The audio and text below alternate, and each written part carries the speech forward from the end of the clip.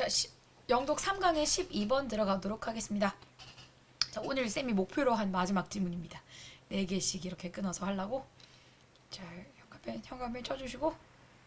이거 약간 조금 충격적인 이야기, 충격까지는 아니고 굉장히 신선한 소재의 내용이었습니다. 볼게요. 자, in a broad sense, 넓은 의미에서 라고 얘기를 하네요. sense는 의미, 감각 이렇게 해석하시면 되시고요. 넓은 의미에서 각각의 조직은 가지고 있습니다.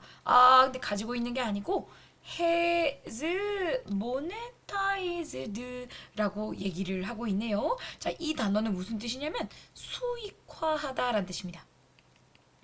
이게 쌤이 스펠링은 잘 모르는데 우리 옛날에 IMF 시절 겪었잖아요. 그렇죠? 여기서 그 IMF 시절이 그 IMF의 도움을 받던 시절이거든요. IMF는 그 국제기구 중에 하나고 국제적으로 몬터리 펀드인가? 뭐 하여튼 이 몬터리가 돈 화폐의란 뜻이 있어요. 그래서 아마 스펠링을 가만히 보시면 몬트 이렇게 들어가고 있죠. 그래서 수익화하다라는 단어 뜻이 됐을 겁니다. 다시요. 그 넓은 의미에서 봤을 때 각각의 조직은 성공적으로 수익화해 왔습니다. 그들의 intellectual 지적인 property 재산권을. 괜찮죠? 그러니까 자기들의 모든 조직은 자기들만의 지적 재산을 가지고 있잖아요. 삼성도 당연히 휴대폰 이렇게 폴더로 접는 기술 같은 거 가지고 있을 거고요. 괜찮죠? 자, 그리고 자, 지금 봐봐. 콤마 위치 뒤에 주어가 나와 있잖아. 그치? 그러니까 이것은 그리고 그것은 이라고 하면 안 되고 주어가 있기 때문에 뒤에 지금 목적어가 없죠. 그래서 그리고 그것 목적어가 없으니까 슬이라고 해석하시면 됩니다. 그리고 그것을 요 사람인가요? 하여튼 요 사람이 정의를 한대요. 뭐라고 정의를 하냐면 property 재산이라고 정의를 한대요. 아이디어나 invention 발명이나 과정이라고 즉 재산이라고 정의를 한대요. 재산 맞잖아, 그치? 지적 재산도 재산 맞다라는 거 너희 지금 알고 있는 시대에 살고 있죠? 자, 근데 이 that 이하가 지금 선행사를 재산입니다. 선행사가 재산입니다. 자, 이 사람이 정의를 하고 있는데 재산이라고 정의를 하고 있대요. 이런 지적 재산도. 근데 그것은 어디서부터 왔냐면 from the work 일에서부터 온 거죠. 뭐에 그 정신이나 intellect 지성의 일로부터 유래된 어떤 그 지적 자원인 거. 그러니까 재산이라 이 말입니다. 이거 지적 자원도 재산에 속한다라고 얘기를 이렇게 거창하게 얘기를 하고 있는 겁니다. 자, 그래서 각 조직이 이렇게 자기들의 지적 재산을 수익화해서 하고 있는데 토론에서요. 괜찮죠? 자, 근데 누구와의 토론을 했냐면 인더스트리 그 산업의 리더들과의 토론을 했는데 이 산업 리더들은 across the country니까 그 전국에 여기서 이제 전국을 가로지르는 산업계의 리더들, 다양한 업계 지도자들과 토론을 했는데 거기서요 우리는 놀라게 됐다 이 말입니다. 자, 우리가 그 전국의 산업을 이끄는 그 리더들과 얘기를 했을 때 왜 놀라게 됐을까요? 뭘 보고 놀라게 됐을까요? How? 얼마나 많은 사람들이 여기서 지금 many는 명사처럼 쓰였습니다. 많은 사람들. 자, 이런 거 종종 봤죠? 얼마나 많은 사람들이 믿고 있는지 그것 때문에 놀라게 됐대요. 근데 뭐를 믿고 있어요? 많은 사람들이 뭐라고 믿고 있어요? 대부분의 메인 스트리트. 얘들아, 이 메인 스트리트는 이렇게 적던데 중소규모의 non-profit. profit은 이윤이니까 profit을 안 추구하는 사람들이겠죠? 비영리 조직입니다. 다시. 자, 얘가 그 전국의 그 업계 리더들과 그 토론을 했는데 그 토론장에서요, 우리가 놀라게 됐대. 뭘 보고 놀랐냐면은 얼마나 많은 사람들이 믿고 있는지 그걸 보고 놀랬대. 그러면 대부분의 중소규모의 비영리 조직이죠. 얘네들은 수익을 추구하는 회사와는 좀 다릅니다. 그 예를 들어서 어떤 게 비영리 조직일까?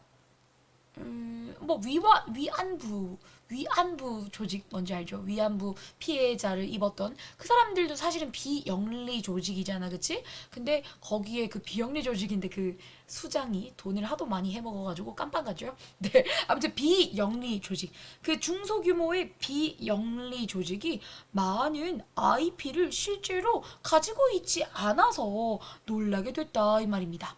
그러니까 글쓴이의 생각은 뭘까요? 비영리 조직도 어느 정도 지적 재산들을 소유하고 있고 그걸 지키고 있어야 된다라고 생각을 했는데 알고 보니까 자기들만이 갖고 있는 그런 지적 재산 따위는 없었던 거예요. 그래서 놀라게 됐다 이 말입니다. 어떤 사람들은요, 자 여기서도 some people이라고 보시면 됩니다. 사람들이에요. 어떤 사람들은 믿었대요. 뭐라고 믿었냐면요, 이유가요. 잠깐만, 여기 대시 생략됐어요. 이것에 대한 이유는 즉 여기서 디스가 가리키는 건 뭐죠? 요겁니다. 비영리 조직들이 IP 너무 진하게 표시한 것 같은데, 비영리 조직들이 그 지적 재산을 소유하고 있지 않은 그런 이유죠. 자, 많은 사람들이 보기에는 이것에 대한 이유가 때문이라고 봤대요. 자, 뭐 때문이라고 봤냐면 비영리 단체가 존재하기 때문이라고 본 거예요. 자, 왜 존재해요? 위해서. 자, 이 void란 단어 밑에 있을 텐데 빈 곳이라고 적혀 있죠. 자, 이제 꾸며주시고 잠깐만.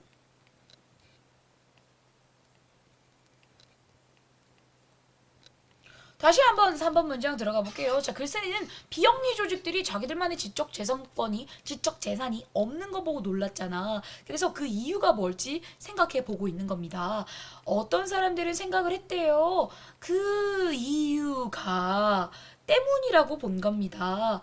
비영리 조직은 존재한다. 빈 곳을 메꾸기 위해서 존재한다.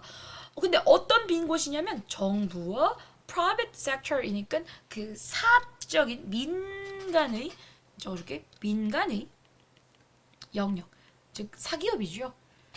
그러니까 정부와 민간의 영역에서 남겨진 그 빈 곳을 메꾸기 위해서 비영리 기관이 존재하는 거 아니겠냐라고 생각하고 있기 때문에 딱히 자기들만의 지적 재산을 추구하지 않는다는 겁니다.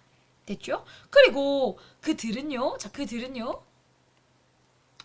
가치 있는, 자, IP가 지금 계속 지적 재산이라고 번역이 되고 있습니다. 가치 있는 지적 재산을 가지고 있는 그들은, 자, 여기서 그들은 non-profit, 비영리 기관을 말합니다. 얘네들은요, 조금 괜찮은 지식을 갖고 있는, 지적 재산을 갖고 있는 그런 비영리 조직은 would be replaced, 대체될 것이기 때문에. 뭐에 의해서? 이윤을 향하는 기업에 의해서 대체될 것이기 때문에 그 가치 있는 지적 재산을 가지고 있어봤자 결국엔 너가 회사 차릴라 그러는 거 아니냐? 요런 어떤 손가락질을 당하는 게 두려울 수도 있고, 그래가지고 자기들만의 그 지적 재산을 킵해 놓지 않았대요. 근데 자, 이런 행태는 이것은 가정합니다. 자, 뭐를 가정하냐면 그 조직이 결국에는 제한한다, 리미트. 그들의 어떤 정의, 그 IP라는 것에 대한, 그 지적 재산이라는 것에 대한 정의를 제한하고 있는 거야. 너희가 지적 재산이 꼭 그런 거여야 돼? 그거 제한하고 있는 거 아니야? 근데 어디로 제한을 하고 있냐면 전통적인 interpretation, 전통적인 해석으로 너희가 너무 그 지적 재산이라는 정의를 제한하고 한정하고 있는 것 같은데, 자, 뭐와 같은? patent, 특허죠. 특허나 트레이드마크가 상표입니다. 자, 이런 것과 같이 이런 식으로 너희가 지적 재산을 그 약간 좀 너무 옛날 방식으로 한정하고 있는 거 아니야? 라고 생각을 하는 겁니다. 됐죠? 자, 이거 삽입 조심하시고요. however 문장이니까요. 자, 그래서 마지막으로 글쓴이가 얘기를 합니다.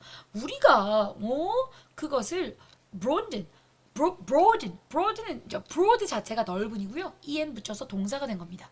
우리가 그것을 확대를 할 때, 자, 그 정의죠. 요거죠. 그 지적 재산의 정의를 확대를 할 때, 콤마, 쌍콤마 가로치고, 자, 이 사람이 그렇게 말했던 것처럼, 우리가 지적 재산의 정의를 확대를 할 때, 근데 어떤 정도로, 어떻게 하기 위해서 확대를 하냐면, 네.